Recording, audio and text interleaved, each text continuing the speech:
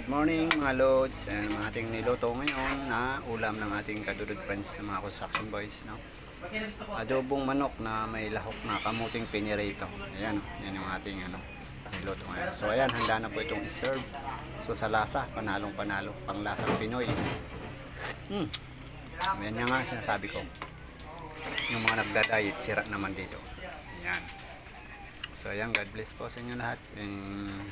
Huwag kalimutan po mag-follow at paki-heart po and paki-share naman po ng ating video. Thank you. Ayan, good morning mga lods, and mga ating niluto ngayon na ulam ng ating kadudod friends sa mga construction boys, no?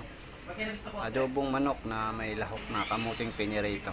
Ayan, yan yung ating niluto ngayon. So ayan, handa na po itong iserve. So sa lasa, panalong panalo, pang lasang Pinoy.